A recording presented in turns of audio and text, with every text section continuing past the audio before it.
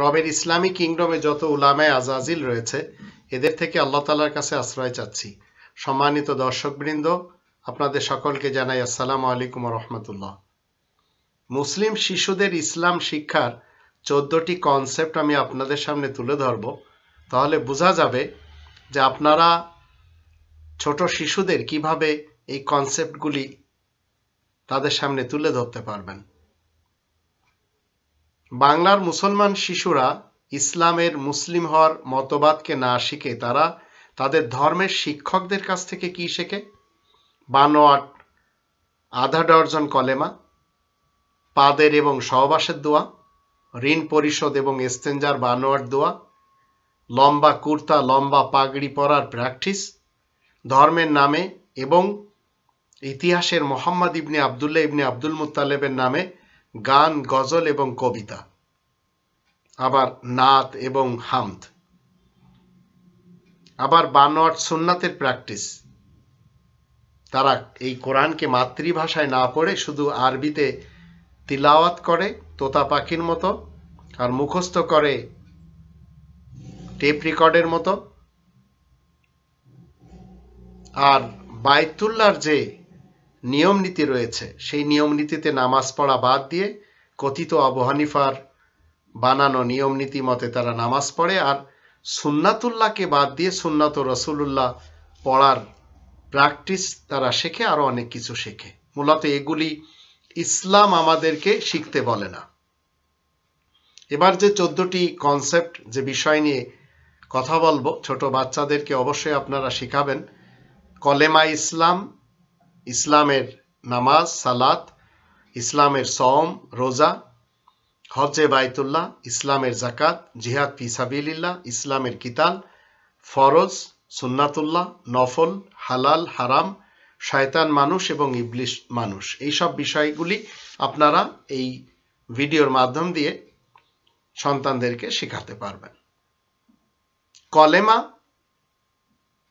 কলেমা ঘরে ঢুকতে হলে যেমন দরজা দিয়ে প্রবেশ করতে হয়, তদ্রূপ ইসলামে প্রবেশ করতে হলে ইসলামের কলেমা পড়ে ইসলামের সিস্টেমে প্রবেশ করতে হয়।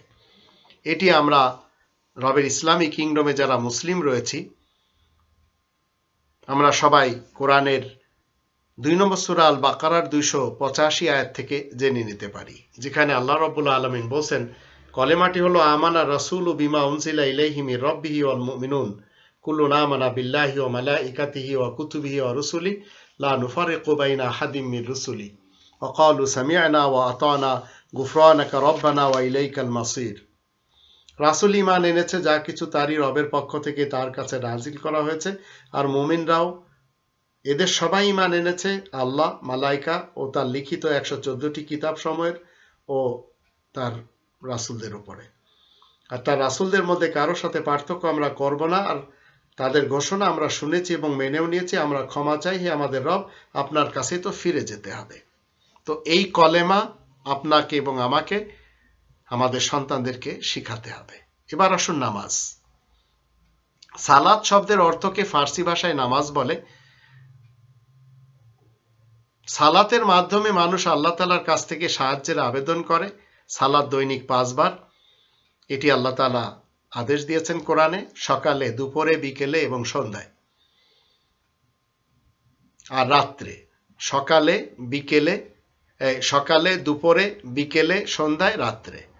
এছাড়া শুক্রবারে একত্রিত হতেও বলেছেন, জুমার দিনে, আবার ঈদের দিনেও সালাত পড়ার কথা রয়েছে। সালাতের জন্য আজান দিতে হয়। আজানের ভিতর যে শব্দগুলি বাবা ইব্রাহিম থেকে শিক্ষা দেওয়া হয়েছে। সালাতের নিয়ম নীতির একটি রয়েছে, আমরা সালাতের পূর্বে ওযু করে নেব। ওযুতে 4টি কাজ করতে হয়। মুখ ধুতে হয়, 2টি হাত বন্ধুত্ব করার স্থান পর্যন্ত ধুয়ে নিতে হয়, মাথা মুছে নিতে হয়, আর 2 পা গ্রন্থি পর্যন্ত মুছে নিতে হয়। সালাতের টোটাল প্র্যাকটিস আমরা 2 নম্বর সূরা আল বাকারার 125 নম্বর আয়াতের মধ্যে দেখতে পাই। আল্লাহ বলেন, ওয়াত্তাখিযু মিন মাকাম ইব্রাহিম মুসাল্লা, ইব্রাহিমের দাঁড়ানোর স্থান থেকে, ইমামতির স্থান থেকে কায়েমকৃত নামাজ নিয়ে নিবে। সেখানে আমরা ফজরের সময় 2 রাকাত পড়াতে, জোহরে 4 রাকাত, আসরে 4 রাকাত, মাগরিবে 3 রাকাত, ইশায় 4 রাকাত, এগুলি আমরা দেখতে পাই। রমাজানে রাত্রের নামাজ, যেটা ঈশার নামাজ বা তারাবি, সেখানে 27 রাকাত। তো এটি আল্লাহ 2 নম্বর সূরা আল বাকারার 125 নম্বর আয়াতের নির্দেশ মতে কি বলেছেন, ওয়াত্তাখিজু, তোমরা সবাই নিয়ে নিবে, মিন মাকাম ইব্রাহিম মুসাল্লা, ইব্রাহিমের দাঁড়ানোর স্থান থেকে কায়েমকৃত নামাজ। এবার আসুন রোজা। যারা পৃথিবীতে কোরআনের নিয়ম নীতি বিশ্বাসী তাদেরকে আল্লাহ বছরে একটি মাস সুবে সাদেক তথা ভোরের শুরু থেকে সূর্য অস্ত যাওয়া পর্যন্ত খাওয়া দাওয়া নিষেধ করেছেন, স্বামী স্ত্রী মেলামেশাও নিষেধ করেছেন। রোজা রাখার কারণে একটি মানুষ গরিবের দুঃখ কষ্ট অনুভব করতে পারে। রোজার মাসে এই রাত্রের নামাজ 27 রাকাত, রোজার মাসে যে শেষ 10 দিন মসজিদে ইতিকাফ যদি কেউ করে তাহলে এই সম্পূর্ণ কোরআন সে বাংলা ভাষায় পড়ে অন্তত অন্যান্য সময় যে পড়তে পারল না তার কারণে সে কি করতে পারে, মুত্তাকি হতে পারে, সত্যবাদী হতে পারে, আবার সে সবে কদর পেতে পারে। তো এখন মুত্তাকি হওয়ার জন্য, সত্যবাদী হওয়ার জন্য 2 নম্বর সূরা আল বাকারার 177 নম্বর আয়াতে আল্লাহ ডিটেলস বলে দিয়েছেন। আর রোজার ব্যাপারটি নিয়ে 2 নম্বর সূরা আল বাকারার 187 নম্বর আয়াত, এখানে সেহরি কখন করতে হবে, ইফতারি কখন করতে হবে, আল্লাহ তাআলার দেওয়া অন্যান্য মাসের বৈধ খাবারগুলি, আবার দিনে স্ত্রীর সাথে সহবাস করা, এগুলি দিনে এই একটি মাস আল্লাহ নিষেধ করেছেন। আর এই সিয়াম যেভাবে আমাদের উপর লিখে দেওয়া হয়েছে তদ্রূপ আমাদের পূর্বের লোকদের উপরেও লিখে দেওয়া হয়েছিল। তো কোরআন সর্বদা বর্তমান চলিতকালে লোকদের নিয়ে কথা বলে। তাই তো আল্লাহ তাআলা বলেন, ইয়া আইয়ুহাল্লাযীনা আমানু কুতিবা আলাইকুমুস সিয়াম কামা কুতিবা আলাল্লাযীনা মিন ক্বাবলিকুম লাআল্লাকুম তাত্তাকুন। এই সিয়াম তোমাদের উপরে লিখে দেওয়া হয়েছে, তোমরা যারা মুমিন রয়েছো, তোমাদের পূর্বের লোকদের উপরে লিখে দেওয়া হয়েছিল যেন তোমরা মুত্তাকি হতে পারো। আবার 2 নম্বর সূরা আল বাকারার 185 আয়াত আমরা দেখে নিতে পারি। এবার আসুন হজ। মানব জাতির পিতা হলেন ইব্রাহিম রাসূল। তিনি হজের জন্য সর্বযুগের মানুষকে আহ্বান করেছেন আল্লাহ তাআলার নির্দেশ মতে। তো যাদের কাবা শরীফ পর্যন্ত আসা যাওয়ার সামর্থ্য রয়েছে সেই কেবল এখানে এসে হজ করবে। হজে এসে মসজিদুল হারামে তওয়াফ করতে হবে, সাফা মারওয়াতে দৌড়াতে হবে, মিনাতে কোরবানি করতে হবে, আরাফাতে একে অপরের সাথে পরিচিতি লাভ করতে হবে, শয়তানকে কঙ্কর নিক্ষেপ করতে হবে, শয়তানের যে চিহ্ন রয়েছে, কসরের সালাত কায়েম করতে হবে। এছাড়া জমজমের পানি পান করা যাবে, হীরা গুহাতেও পরিদর্শন করা যাবে, মদিনাতে জিয়ারতের জন্য যাওয়া যাবে। নামাজের রাকাত, ওয়াক্ত, ভঙ্গি, নিয়ম নীতি সব এই মসজিদুল হারাম থেকে শিখতে হবে। ভ্রাতৃত্ব, ঐক্যবদ্ধ স্বচক্ষে এটি দেখেই শিখতে হবে। এগুলি সব একজন হাজি যে হজের জন্য যায় তার জন্য এগুলি আল্লাহ তাআলার পক্ষ থেকে উপঢৌকন, এগুলি সবাইকে সেই উপঢৌকন নিতে হবে। তো প্রথম ঘরটি মানুষের জন্য নিরাপদের স্থান এবং হজের জন্য আল্লাহ তাআলা তৈরি করেছেন মানুষের হিদায়াত করার জন্য। প্রত্যেকটি মানুষ জাহানবাসী যারা রয়েছে তাদের সকলের জন্য এই 3 নম্বর সূরা আল ইমরানের 96 নম্বর আয়াতে আল্লাহ বলেন এটি মানুষের জন্য হিদায়াতের মার্কাজ। হুদাল্লিল আলামিন শব্দটি আল্লাহ ব্যবহার করেছেন। যাকাতের ব্যাপারটি নিয়ে যদি আমরা কোরআন থেকে দেখি তো পৃথিবীর ধনী এবং গরিব সবাই বসবাস করছে। ধনীদের অর্থ সম্পদে, গরিবদের এবং বঞ্চিতদের অধিকার রয়েছে। প্রয়োজনীয় অতিরিক্ত সমস্ত দৌলত এবং খনিজ সম্পদের অর্থ দ্বারা সমাজের এবং দেশের গরিবদেরকে তাদের নিজেদের পায়ে দাঁড় করাতে হবে। ধান, পাট, গম, যব, ইক্ষু, খেজুর, কলা, নারকল, সুপারি, মসুর, সরিষা, পেঁয়াজ, শাকসবজি, তরিতরকারি, মাছ, গরু, ছাগল, হাঁস, মুরগি, উট, ভেড়া এসবই আল্লাহ তাআলার দান। এসবের যাকাত এবং উশর সবই রয়েছে, মালেফেও রয়েছে। এসবের মধ্য থেকে যে কোনো জিনিস যদি 100টি এসে যায় তার থেকে 5টি দিয়ে দিতে হবে, 5 ভাগের 1 ভাগ। 5 ভাগের 1 ভাগ দিয়ে দিতে হবে। 5 ভাগের 1 ভাগ হচ্ছে 20টি। 100টি আসলে 20টি দিয়ে দিতে হবে। এখন 20 মণ চাল আর ধান আপনি কখন দিবেন? যখন 100 মণ ধান আপনার কাছে আসবে। 20টি নারকল কখন দিবেন? যখন 100টি নারকেল আপনার কাছে আসবে। তো এই 20টি সংখ্যা আমাদের মনে রাখতে হবে, কেননা কোরআনের 8 নম্বর সূরা আল আনফালের 41 নম্বর আয়াতে আল্লাহ বলেন, ওয়ালামু আন্নামা গনিমতুম মিন শাইইন ফাআন্না লিল্লাহি খুমুসাহু। আল্লাহ বলেন যে তোমরা জেনে রাখো, লাভ হিসেবে যা তোমাদের কাছে হাতে আসুক না কেন তার 5 ভাগের 1 ভাগ দিয়ে দিতে হবে। ইন কুনতুম আমানতুম বিল্লাহ, যদি আল্লাহ বিশ্বাসী হও। এবার আসুন কোরআনের দৃষ্টিতে জিহাদ। আরবি ভাষায় জিহাদ শব্দের অর্থ হলো চেষ্টা সাধনা করা, সংগ্রাম করা। কোরআনের আয়াত শিখতে, মুখস্থ করতে, অর্থ জানতে যারা চেষ্টা সাধনা করে তারা সবাই জিহাদে রয়েছে। যে কোনো বিষয়ের পিছনে অর্থ, সময় এবং মেহনত করে যারা সংগ্রাম করে তারা সেই বিষয়ে জিহাদ করে থাকে। ইসলাম বলে নিজ রবের নামে পড়া শিখতে হবে, কালি, কলম, দোয়াত, খাতা এসবই ব্যবহার করতে হবে, তাহলে অজানা জিনিস জানা যাবে। কাফেরদের অনুসরণ করা যাবে না। তাদেরকে বোঝানোর জন্য কোরআনের আয়াতের মাধ্যম দিয়ে সবচেয়ে বড় জিহাদ করতে হবে। এটি 25 নম্বর সূরা আল ফুরকানের 52 নম্বর আয়াতে আল্লাহ বলেন, ফালা তুতিল কাফিরিন ওয়াজাহিদুম বিহি জিহাদান কাবীরা। কাফেরদের তুমি অনুসরণ করবে না, তাদের সাথে কোরআনের আয়াতের মাধ্যম দিয়ে সবচেয়ে বড় জিহাদ করবে, সংগ্রাম করবে। এবার আসুন কিতাল। কিতাল শব্দের অর্থ হলো সত্য বিদ্যা অর্জন করে নিজের ভিতরে যে কুরিপু রয়েছে সেই কুরিপুকে হত্যা করা। তো কিতাল কোরআনের সত্যবিদ্যা অর্জন করতে হবে, তার জন্য সময় দিতে হবে। সত্যবিদ্যা অর্জন করার জন্য নিজের ব্যক্তিত্বকে দমন করতে হবে। সত্যবিদ্যা অর্জন হয়ে গেল, এবার ব্যক্তিত্বের ভিতরে যে কুরিপু রয়েছে সেটাকে আর সোচ্চার হতে দেওয়া যাবে না। পদে পদে আপনার কুরিপু আপনাকে কুকর্ম করার জন্য উস্কানি দেবে, সেটিকে হত্যা করতে হবে। এটি হচ্ছে কিতাল, সত্যবিদ্যা জানার পর।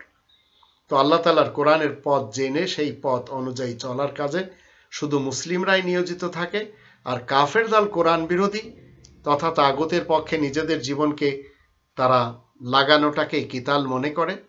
তো মুমিনরা কোরআনের পথ জানতে যেয়ে নিজেদের কুপ্রবৃত্তিকে শেষ করে দিবে এবং নিজেরাও ক্ষতিগ্রস্ত হবে। এটাই হলো কিতাল ফি সাবিলিল্লাহ। যারা নিজেদের রিপুর বিরুদ্ধে আয়াতের উপর আমল করার মাধ্যমে অপমান হবে এবং কুপ্রবৃত্তিকে দমন করবে তারাই কেবল জান্নাত পাবে। এটি আমরা কোরআনে 2 নম্বর সূরা আল বাকারার 216 এবং 9 নম্বর সূরা তাওবার 111 আয়াত দুটি থেকে জানতে পারি। আল্লাহ বলেন, কুতিবা আলাইকুমুল কিতাল, তোমাদের সকলের উপরে সত্যবিদ্যা অর্জন করা লিখে দেওয়া হয়েছে। এবার আসুন ফরজ। পৃথিবীতে আল্লাহ পরীক্ষা করার জন্য নারী পুরুষদেরকে পাঠিয়েছেন। আল্লাহ দেখতে চান আমলের দিক থেকে কে কত বেশি ভালো এবং সৎ কাজ করতে পারে, তাই তিনি মানুষের উপর এই আল কোরআনকে ফরজ করেছেন। এই কোরআনের মধ্যে যত আদেশসূচক বাক্য রয়েছে সেসব পালন করা ফরজ। যেমন সৃষ্টিকর্তার উপর ঈমান আনা, তার নামে কোরআন পড়া, নামাজ পড়া, রোজা রাখা, পবিত্রতা অর্জন করা, কোরআন শেখার জন্য নিজের চাহিদার বিরুদ্ধে জিহাদ করা, কিতালের মাধ্যম দিয়ে কুপ্রবৃত্তি দমন করা, কাবা শরীফের হজ করা, পুষ্টিকর হালাল জিনিস খাওয়া, অঙ্গীকার পালন করা, বিবাহ করা, পৃথিবী ভ্রমণ করা, আত্মীয় স্বজনদের এবং পাড়াপড়শিদের অধিকার দিয়ে দেওয়া, এসব পালন করতে হবে। তো 28 নম্বর সূরা আল কসাসের 85 নম্বর আয়াতে আল্লাহ বলছেন, ইন্নাল্লাযী ফারাদা আলাইকাল কোরআন, নিশ্চয় সেই সত্তা তোমার উপরে কোরআনকে ফরজ করেছেন। যত নিষেধাজ্ঞা রয়েছে, জেনা করা যাবে না, ব্যভিচার করা যাবে না, সমকামিতা করা যাবে না, চুরি করা যাবে না, ডাকাতি করা যাবে না, দুর্নীতি করা যাবে না, দুষ্কৃতি করা যাবে না, ভ্রষ্টাচারী করা যাবে না, ধর্মজীবী করা যাবে না, এগুলি সব কোরআন নিষেধ করেছে। সেই নিষেধাজ্ঞা থেকে বেঁচে থাকাও ফরজ। এবার আসুন সুন্নাতুল্লাহ। আল্লাহ তাআলার রীতিনীতি হলো সুন্নাতুল্লাহ, এটি কোরআন আমাদেরকে শিক্ষা দেয়। কখনো এই নিয়ম নীতি পরিবর্তন হয় না। আম গাছে যেমন কখনো কাঁঠাল হয় না, কাঁঠাল গাছে যেমন কখনো আম হয় না, ঠিক পানি ছাড়া যেমন মাছ বাঁচতে পারে না, আবার পানিতে কখনো স্থলের প্রাণী বাস করতে পারে না, আবার জলের প্রাণীরা কখনো পানি ছাড়া স্থলের প্রাণীরা কখনো পানিতে বসবাস করতে পারে না। তো প্রত্যেকের জন্য নির্দিষ্ট গণ্ডি এবং সীমারেখা আল্লাহ তৈরি করে দিয়েছেন, তার বাহিরে যাওয়া যাবে না। কিন্তু মানুষেরা কি করে, যখন সে ইবলিস এবং শয়তান মানুষ হয় তাগুতের আউলিয়া হয়ে যায়, তখন সে আল্লাহ তাআলার এই গণ্ডি মানে না। তো অধিক মানুষেরা আল্লাহ তাআলার আইন মতে চলতে চায় না। আল্লাহ তাআলার নিয়ম নীতির কখনো পরিবর্তন হয় না। এটি আমাদেরকে জানতে হবে, যেটিকে সুন্নাতুল্লাহ বলা হয়। ওয়ালান তাজিদ আলী সুন্নাতিল্লাহি তাবদিলা, 35 নম্বর সূরা ফাতিরের 43 নম্বর আয়াতে এটি শেখানো হয়েছে। এবার আসুন নফল। নফলকে বাংলা ভাষায় অতিরিক্ত বলা হয়। অতিরিক্তকে নফল বোঝায়। যে কোনো কাজ নির্ধারণের বেশি করাটাই হচ্ছে অতিরিক্ত। মানুষেরা সাধারণত পাড়াপড়শিদের এবং কাছের এবং দূরের আত্মীয়দের বাড়িতে বেড়াতে যায়, আবার অনেক সময় নদী ভ্রমণ এবং অন্যান্য জায়গাতে বিনোদনের জন্য যায়। এগুলি হচ্ছে তার জীবনের জন্য অতিরিক্ত এবং নফল। তো ইসলামের দৃষ্টিতে রাত্রের কিছু অংশ কোরআনের শিক্ষার কাজে কিংবা কোরআন নিয়ে গবেষণা যদি কেউ করতে পারে, সেটি তার জন্য অতিরিক্ত হয়, নফল হয়। একথা সূরা বানী ইসরাইলের ৭৯ নম্বর আয়াতে বলা হচ্ছে, নাফিলাতাল্লাক। তো এখন অমিনাল্লাইলি ফাতাহাজ্জাত বিহি নাফিলাতাল্লাক, রাত্রে তাহাজ্জুদ করতে হয়, চেষ্টা সাধনা করতে হয়, এই কোরআনের আয়াত নিয়ে গবেষণা করতে হয়। এটি হচ্ছে তাহাজ্জুদ, আর এটি হচ্ছে নফল। হালাল আসেন।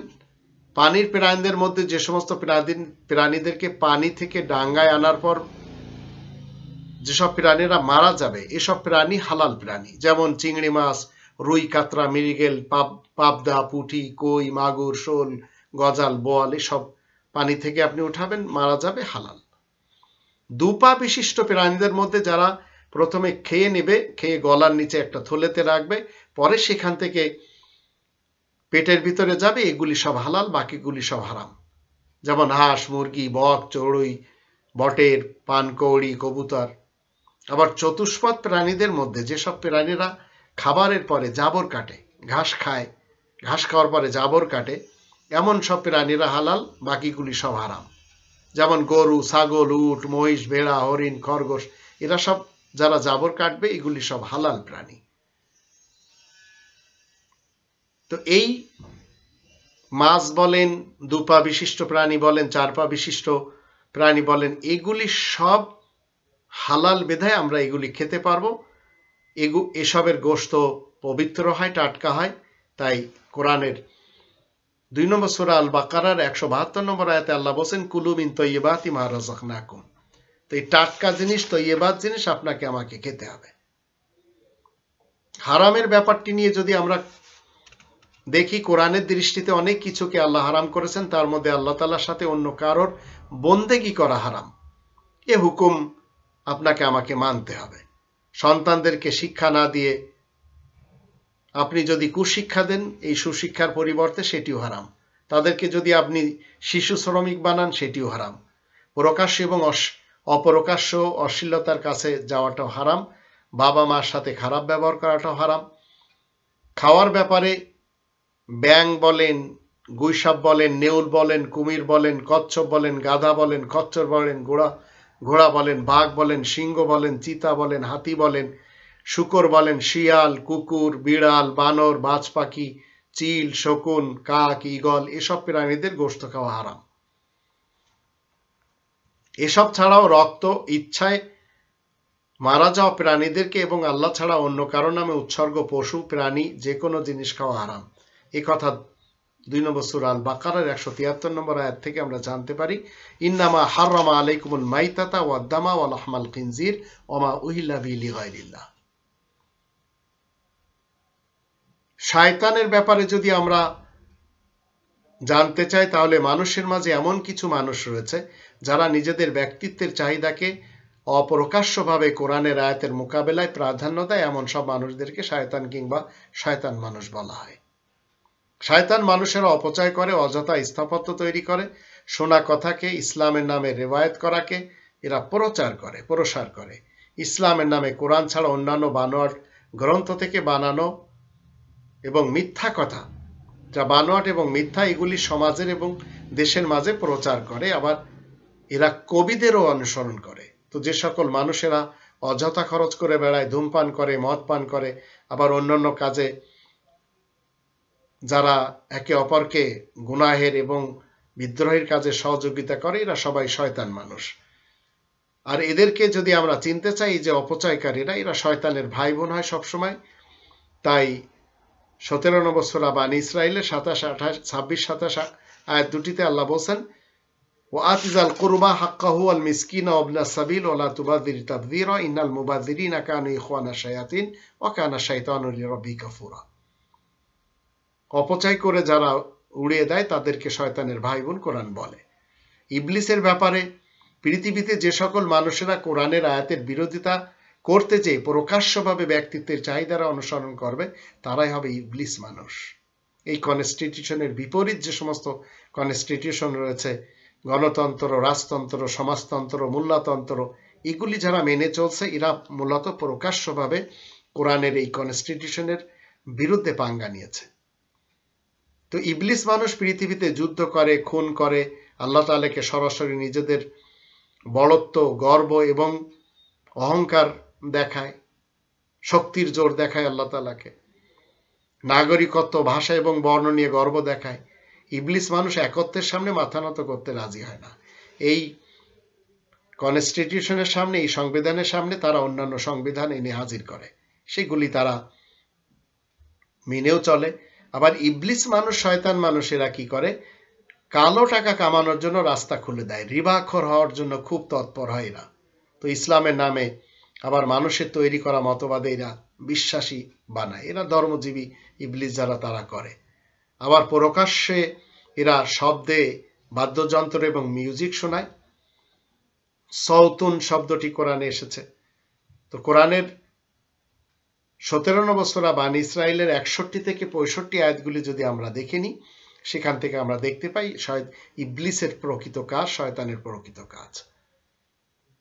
আল্লাহ আমাদের সবাইকে তৌফিক দান করুন, আমরা যেন আমাদের সন্তানদেরকে অন্তত কোরআনের এই 14টি সেক্টরও ঠিক মতো যেন জানিয়ে দিতে পারি, কোরআনের আয়াত খুলে যেন তাদেরকে শিক্ষা দিতে পারি।